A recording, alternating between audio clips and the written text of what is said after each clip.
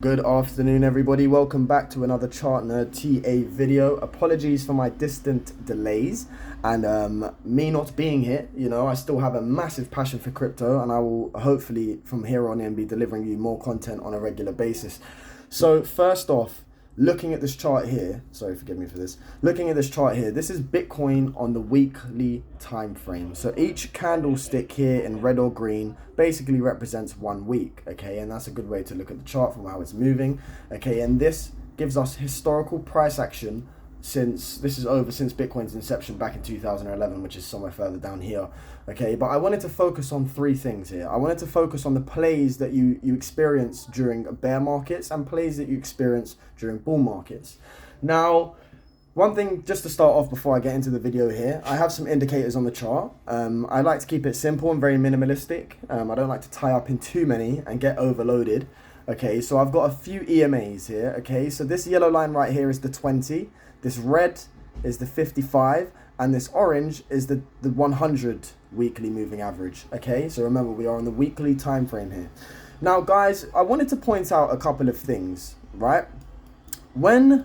Let's start off down here at the bull run from 2011 up to 2013. Okay, so you can see we had this massive uptrend where Bitcoin, it went up roughly 54,000%. Okay, it got very overheated, and it had a two-part bull run, which came down for a correction, and then a final blow off top, okay, which has happened similarly in the 2017-18 bull market over here. I'll show you shortly. But one thing I wanted to point out straight away is that looking at these EMAs, when you get something called a death cross, which is where the EMAs start to fall under each other, okay, so you can see this yellow came up here and started to roll underneath the other EMAs, the red and the yellow. When we do get this cross right here, this potentially indicates a bottom for Bitcoin during a bear market. Okay, so just to zoom in and give some perspective, you can see that the yellow crossed the orange here back in 12th of January 2015. That indicated Bitcoin's low, where it started to pick up, attack these EMAs again. And eventually, after a period of some sort of a bullish structural ascending triangle, we broke out, held the EMAs, and that was it. The next bull market resumed, okay, and price appreciated. Now, if we look further across here, going to the 2018 bull market cycle, when we started entering the bear, okay, look, we started lower highs. Lower highs indicate depleting buying pressure, okay? And this happens typically within bear markets. And you can see we've got lower highs, lower highs, lower highs, squeezed into compression between these EMAs, between these lines, okay? Between the 20 and the 55 and the 100, okay? You can see that what happened here is Bitcoin was toying around, I think this was, how long was this period here? This was roughly around a 200-day period, okay, so a good few months, over half a year, we was toying around between the EMAs. We basically had an EMA squeeze, so all these EMAs here squeezed together, and we held the 100. You see, we held this orange line, okay, but once we lost it, we capitulated. Now, what else do you notice here, what I was showing you on the previous bear market? We had another death cross where the yellow crossed over the orange, okay? The 20 EMA crossed over the 100 EMA. Now, what did that cross indicate? If we look down here, it indicated, again, just like the previous bear market down here, it indicated the bottom, right? It indicated the bottom for Bitcoin, in which it started to make its recovery, got back above the EMAs. Here we had the Corona dump, which was unforeseeable, okay? But once you got back above these EMAs, you was in an uptrend, okay? And we resumed into the current bull market that we are supposedly in. Okay, so one thing I'm trying to point out to you here, guys, is that when this daily 20 EMA crosses over the 100 during bear market structure, it indicates, sorry for the sirens in the background, it indicates a bottom. I'll let that pass, hang on. Right, yeah, sorry. It indicates a bottom for Bitcoin. Now, let's move over to our current status, okay? Let's look at where we are now. One thing that I've noticed, again, is we have had that cross, okay, which tied up with this 17,000 low right here. So historically speaking, just based off this factor alone, I know it's very simple, guys, okay, but anytime throughout history that Bitcoin Anytime throughout history, Bitcoin has formed that cross. The low was in before a mad wave. Came up, came down, formed the cross. Low was in, mad wave. Came up, came down, formed the cross. You know, what happens next? What happens next? So just based off of that information, that is basically what I wanted to show you in today's update. And what signifies also to me that potentially we may have lowballed out here is that, you know, there's a lot of negative sentiment around the market. No one thinks this is the low. And equally, when it's the high, nobody thinks it's the high, right? So human emotion, basically. When the market's going down and it's tanking and you're hearing negative news left, right and center about Bitcoin, mining, this and that, you know, El Salvador losing this amount of money, Michael Saylor losing, you know, people, especially the average retail investor who don't have much information on the markets, they tend to sell off or don't get involved. And, you know, including today's, you know, would you class it as a recession or heading to a recession? People don't have money to put into these sort of opportunities, you know. And I think that in my mind, okay, good, it's a speculation here, but when the government thinks the price is too high, you know, this is great technology, and when they think the price is at 70k and they're starting to get involved, they don't want to buy it here. So what do? They FUD it, okay, and they FUD it, and then it makes the price drop, and they say don't buy Bitcoin, it's not worth buying, you know. But really and truly, they're scooping up at these prices. They don't want to buy at 70k, they want to buy at 12k, 15k, 18k, you know. They don't want to buy the higher end prices. So what you've got to consider is ignore the noise. Just ignore the noise and look what's in front of you. Look at past historical data. I know it doesn't give 100% accurate information moving forward, but you know, you're a safer bet, in my opinion, just researching charts, looking at some fundamentals and ignoring the media. That's one best bit of advice I can give. Right, so just looking at this again, okay? When we entered and we had that cross back here in 2015 during the 15 bear market, okay, we didn't actually break out or get above the EMAs for a period. What did I say it was? I think it was a period of where that dip happened around 300 days, okay? And then in the next bull market, what you can see is from this low here where we had the cross, it took approximately, before we broke out, 175 days. So you can see that the lengthening span of consolidation underneath EMAs and within bear markets is shortening over time. Now, is that to say that potentially we could witness an even shorter one here before we get our breakout? And this could be some sort of V-shape, you know, not a V-shape, but a massive double bottom where you start to recover and off you go, continuing the structure that the Bitcoin's been in for many, many a year.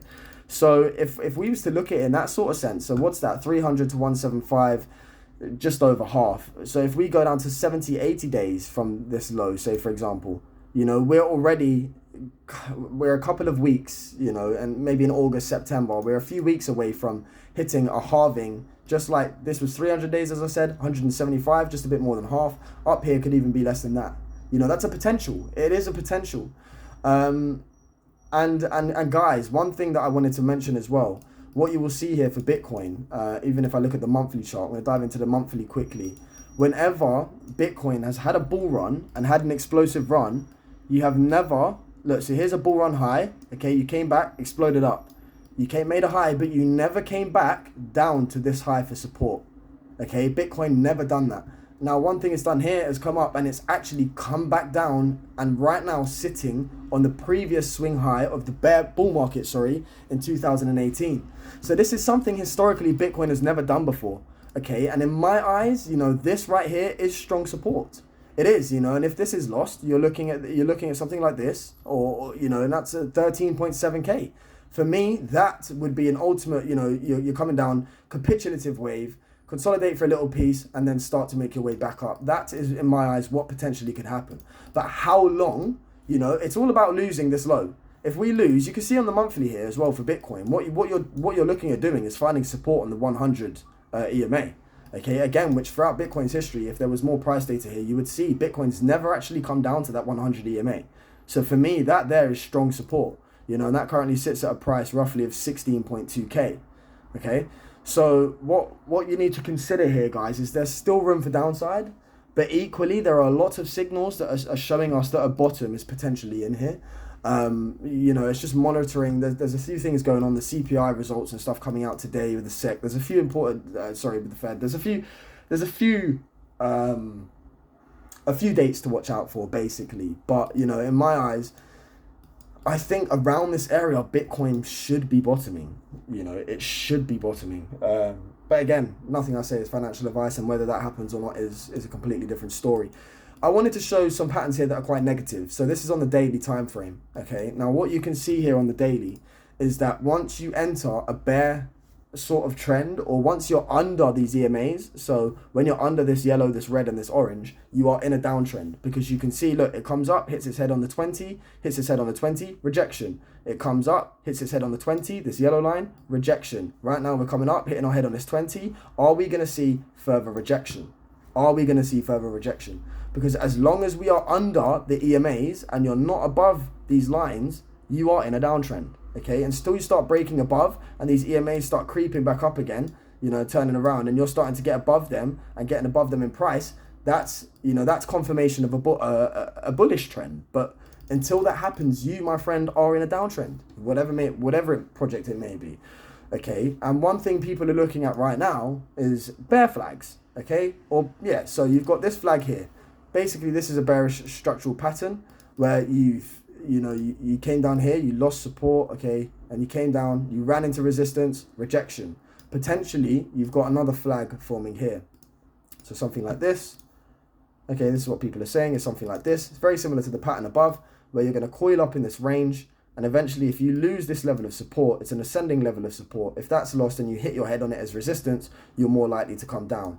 And that is where it gives that 16.2k target, or the 13.7k, which is, if we look back a little bit here, is tying up with this high here. Because it's a game of resistance and support.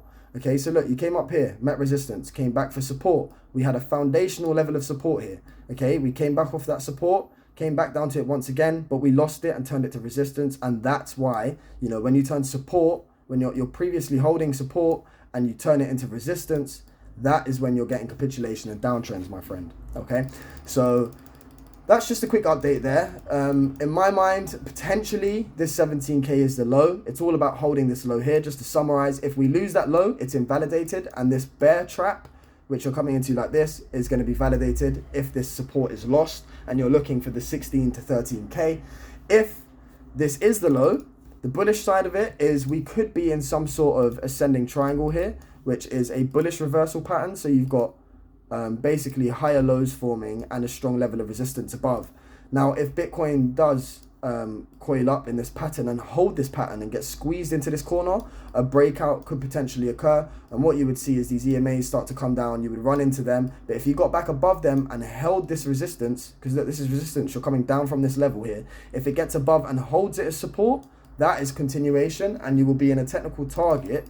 I've given you the downside targets I'm looking at, 16.2 and 13.7. But the technical target of this would roughly be something, you know, if you was to break out, you could see you'd be probably reaching back up to the 100-day EMA, and also then running into previous support, okay? Because it's aiming for resistance and support. So on average, you'd be looking at a break of about 22%, sorry, for Bitcoin.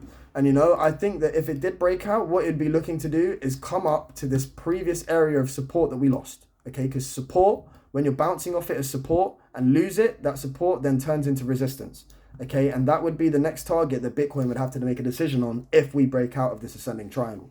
Sorry to drag this video on, guys. I hope you enjoyed the content. From Chartner TA, until next time, peace out.